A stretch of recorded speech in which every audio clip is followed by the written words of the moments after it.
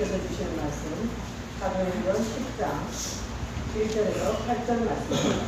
신약성경 제가 가진 성경으로는 204쪽입니다.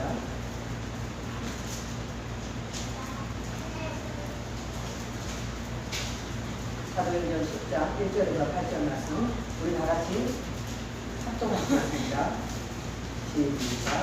갈사라에 보내줘라 하는 사람이 있으니 이달리아 구레라 하는 중대의 백부장이라. 그가 경건하여 온 지방과 더불어 하나님을 경외하며 백성을 많이 기대하고 하나님께 항상 기도하더니 하루 제 구주되어 항상 함께 날 깊은 몸에 하나님의 사자가 그와 이르되 보내려야 하니 보내려가 주가 여보고 두려워 이르되 주여 무슨 일입니까? 천사가 이르되 네 기도와 내가 하나님 앞에 상달되어 기억하신 바가 되었으니 내가 이 사람들을 요바에 보내어 베드로라 하는 시몬을 찾아라. 그는 부장이 시몬의 집에 도착하니 그 집은 해변에 있다 하더라. 아침 말하는 천사가 떠나네. 고넬과 그가 하나님과 부하 가운데 경건한 사람 하나를 불러 이 일을 다 이루고 요바로 보내니라. 아멘. 아멘. 할렐루야. 아멘. 오늘은 하나님의 섭리를 따라 살자라는 제목으로 하나님 말씀을 나누겠습니다. 우리 모두 옆에 사람과 인사 나누겠습니다. 하나님의 섭리를 따라 살아가십시다. 하나님의 섭리를 따라 살아가십시다. 할렐루야. 하나님의 섭리를 따라 살아가십시다. 아멘. 아멘.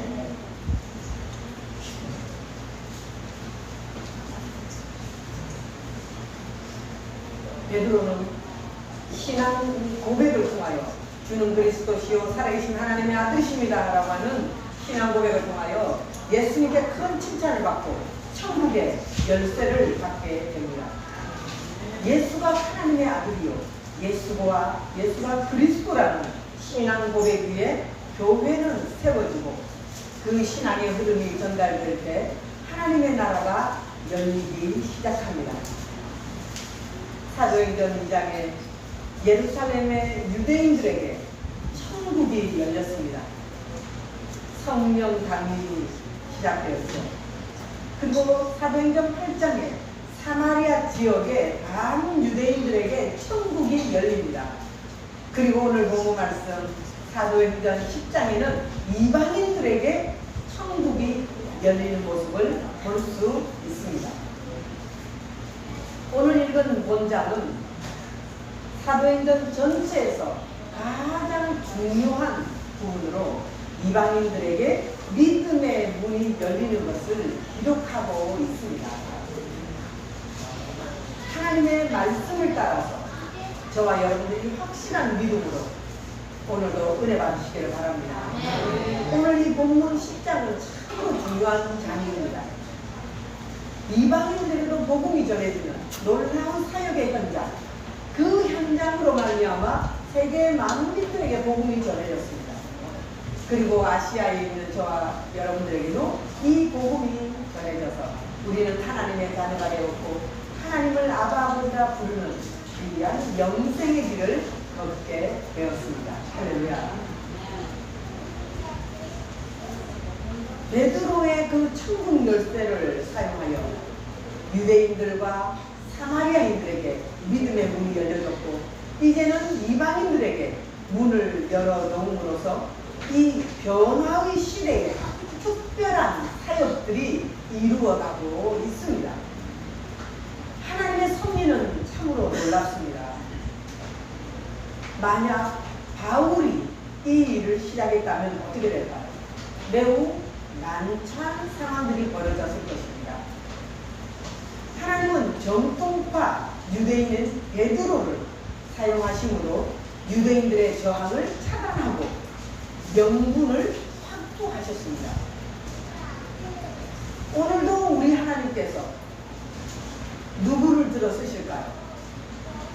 하나님의 섭리를 따라가는 사람들을 통하여 하나님은 하나님 나라를 이루어 가실 줄 믿습니다.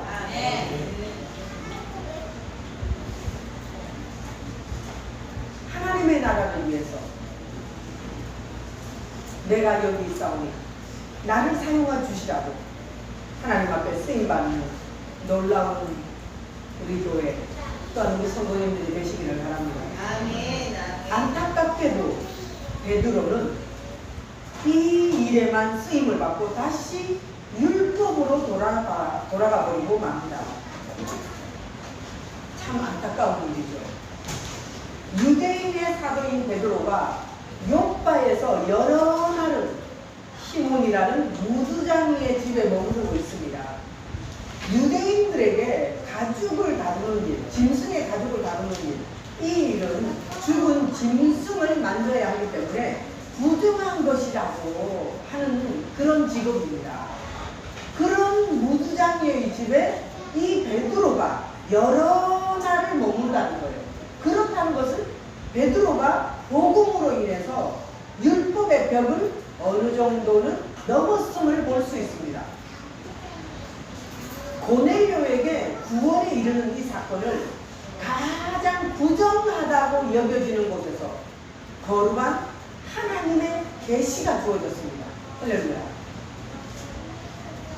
유대인들에게는 있을 수 없는 일, 율법의 생명을 건 이 유대인들에게는 이 무두장이의 집 사람들과 가까이 한다는 것은 있을 수가 없는 일임에도 불구하고 하나님께서는 그곳에서 하나님의 놀라운 역사를 이루어 가십니다. 하나님께서는 속된 것과 거룩한 것, 정한 것과 부정한 모든 것들이 하나님께 있음을 말하고 있습니다. 베드로와 같은 정통 유대인의 그 율법에 대한 관습을 깨뜨리고 역사하시는 하나님의 의도를 우리는 보게 됩니다. 베드로가 이방인인 고넬료 백부장에게 복음을 전하고 성령 세례를 베푼 일은 그야말로 하나님의 정권적인 역사로 그가 예루살렘 교회의 수장, 지도자라고 하는 특수한 위치를 활용하셨습니다. 우리들도 무슨 일인가를 할 때 목사님이 시켜서 이 일을 합니다 라고 하는 것과 그냥 내가 마음대로 합니다 라고 하는 것과는 다릅니다. 그런 것처럼 이 베드로가 이 일을 하는 것은 그 당시에 베드로는 예수님의 수제자입니다. 그래서 당연히 예루살렘 교회의 수장이 된 것입니다. 그 수장의 자격으로 이 이방인들에게 복음을 전하는 것은 그 누구도 대항할 수가 없고 대적할 수가 없는 상황이 되는 것입니다. 그러나 이 베드로는 이 상황을 스스로는 받아들이기 어렵습니다. 그래서 이 상황을 설명하기 위해서 이 사도행전 10장과 11장 두 장을 할애하여서 자신이 선택한 일이 아니라 이 일은 전적으로 하나님의 역사였다고 하는 사실을 장황하게 설명하고 있습니다. 우리에게도 성령의 감동을 통하여 전혀 뜻밖의 일을 요청하실 때가 있습니다. 그 일을 저와 여러분들이 제한을 두고 내 생각과 내 뜻대로 행하고 결정하는 것이 아니라 하나님께서 무엇을 원하시는지, 하나님의 뜻은 무엇인지, 하나님의 나라를 바라보며 이 새 시대에 새 언약을 허락하신 하나님의 뜻을 따라 여러분들이 귀하게 쓰임받기를 바랍니다. 지금도 많은 사람들이 죽어가고 있습니다. 우리가 생각할 때 저 사람은 아직 멀었어. 저 사람은 찔러도 피 한 방울 안 나와. 그럴 수가 없어. 라고 하는 그런 사람들에게도 하나님의 성령이 우리에게 요청하실 때도 있습니다. 그래서 그 성령의 역사를 여러분들이 절대로 무시하지 마시고 어쨌든 한번 실행해 보시기를 바랍니다. 어느 날 정말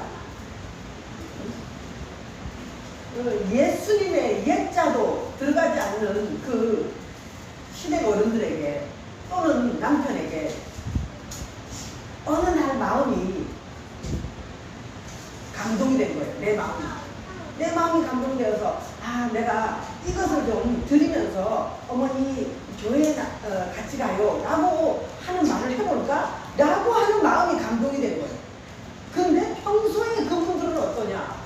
그분들은 막 우리의 조상, 우리의 그 어르신들, 또 이 제사, 또 우리의 풍습, 우리의 근본, 이런 걸 외치던 사람이고, 또 심지어는 교회 가면 밥 먹여주냐, 너무 심하다, 어쨌다, 맨날 이렇게 핍박하던 사람인데, 근데 그 사람에게 내가 어떻게 말할 것인가?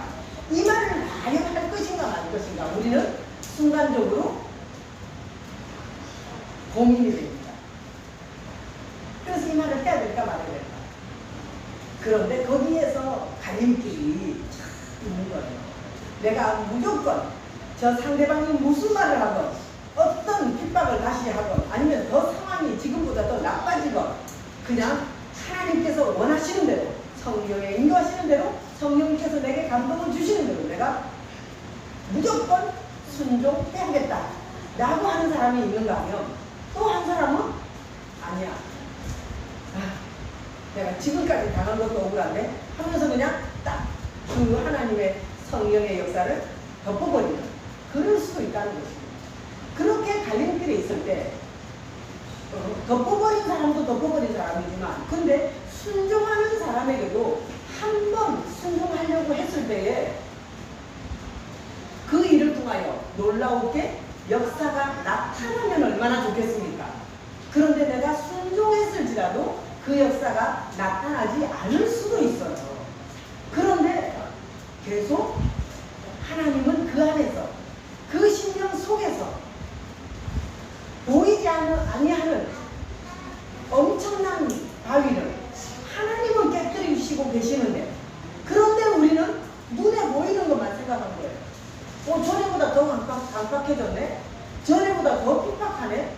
전에보다 더 엉뚱한 소리를 하고 다니네? 그럴 수도 있어요. 그렇지만 우리는 한 번, 두 번, 세 번, 10번, 20번, 100번, 1000번이라도 하나님께서 우리에게 감동 주시는 것을 믿음으로 기도하며 실행하고 순종할 때 하나님의 놀라운 역사는 이루어지는 것을 여러분들이 확신하시기를 바랍니다. 그래서 이 고집센 이 베드로 얼마나 유대주의의 율법에 완전히 사로잡힌 이 베드로는 또한 열심당이었습니다. 얼마나 열심이었습니까? 열심인 이 사람은 행동파입니다. 그래서 칼을 들고 다니다가 예수님을 잡으려고 하는 그 말고의 귀도 칼을 댄 사람이었습니다. 그런 이 베드로에게 주의 성령이 역사하십니다. 커다란 그릇에 보자기 같은 것들에 쌓여서 이렇게 베드로 앞에 내려옵니다.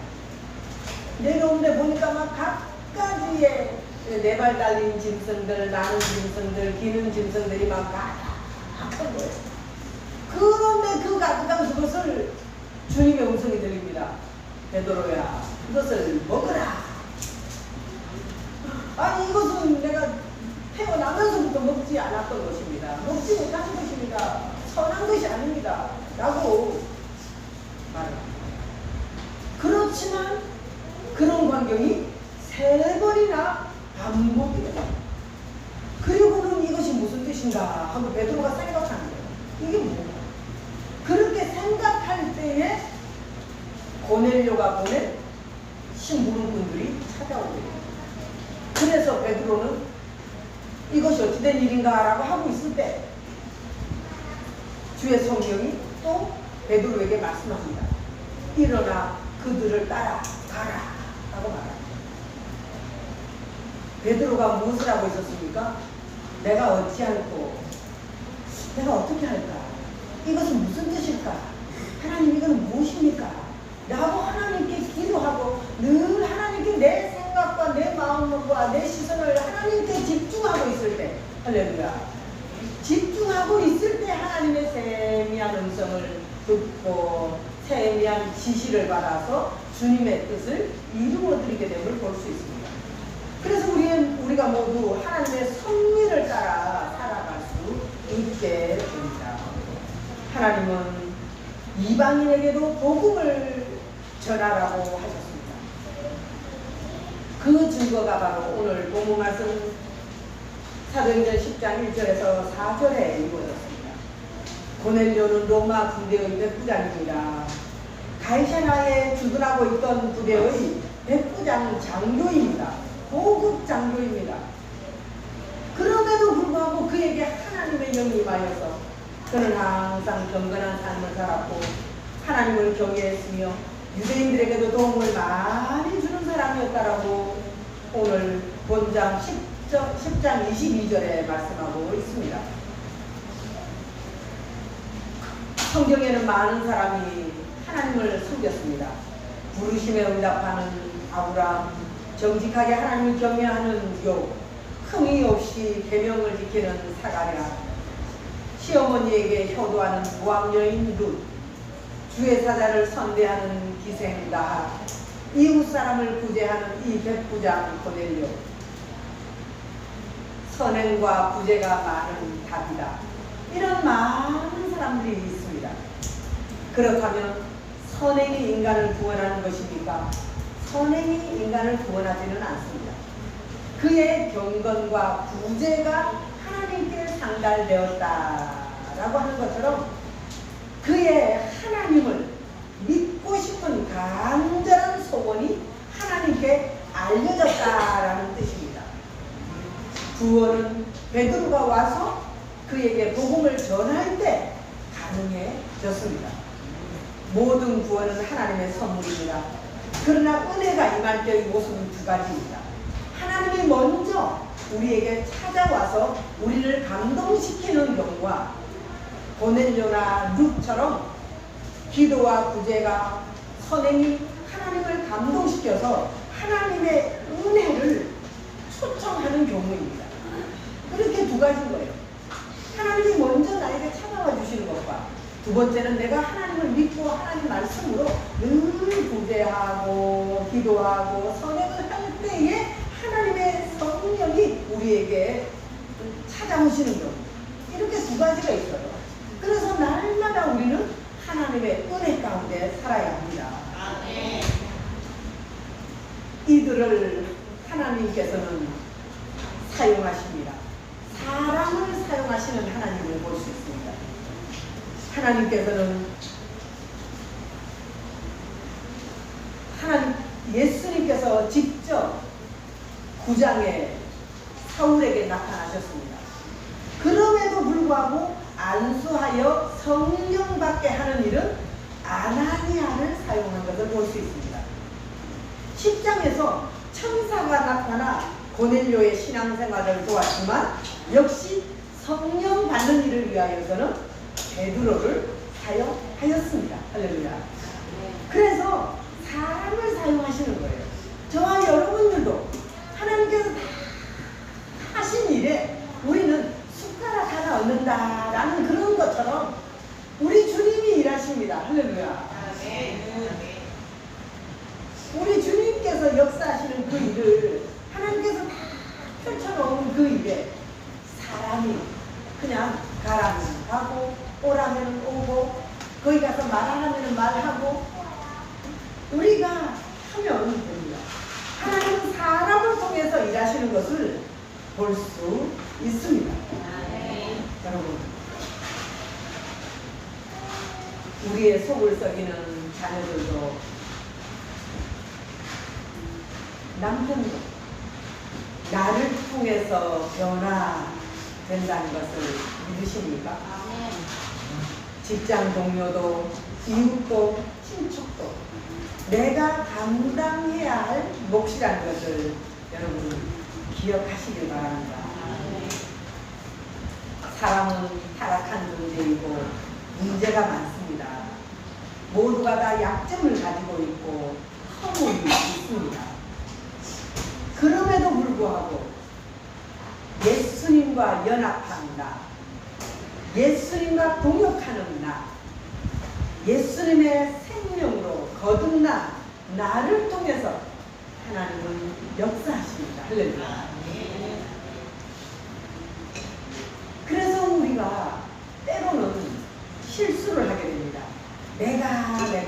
내가 저 사람에게 이렇게 말했더니 이렇게 전도가 되었고, 내가 이렇게 가서 말했더니 이 사람이 힘을 내었고, 이 사람이 회복되었고, 이 사람이 변화되었고, 내가를 할 수 있어요. 그러나 거기에 하나님을 붙이십시오. 하나님께서 나를 통하여 이렇게 말씀하셨습니다. 하나님께서 나를 보내셔서 이렇게 저 사람을 만나게 하셨습니다.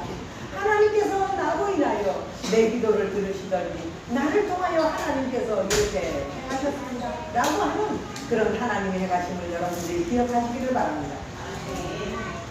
우리는 또한 시대의 전환을 거스르지 말아야 합니다. 베드로는 고정관념이 있었습니다. 율법주의가 강했고 고정관념이 있었고 이방인에 대한 편견이 있었습니다. 옛 언약에서 새 언약으로서의 변화가 필요한데 유대교, 구약, 할례제도 가장 큰 장애물이 되었습니다. 하나님께서는 이 핍박자들인 유대인들을 변화시켰습니다. 새 언약 시대에서는 유대인에서 이방인 중심으로, 예루살렘 교회에서 안디옥 교회 중심으로, 베드로에서 바울 중심으로 변화되어 감을 볼 수 있습니다. 시대적인 전환이 필요한 거예요. 지금도 우리 기독교계에서는 오프라인에 1대1 대면하는 성경 공부가 아니고 예배가 아니고 이런 예배를 드리기도 하지만 저와 여러분들이 흩어져서 온라인으로 또 전화 통화로 화상 예배로 또 그 화상 전화로 복음을 전할 수 있는 생각을 가져야 합니다. 생각의 전환이 필요합니다.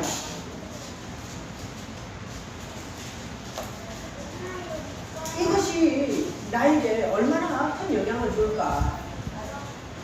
저와 같은 나이인 그 목사님이 계시는데 그 목사님은 항상 늘 이렇게 일을 많이 하셨어요. 밭에 가서 일을 하고 들에 가서 일을 하고 늘 막 일을 하시더라고요.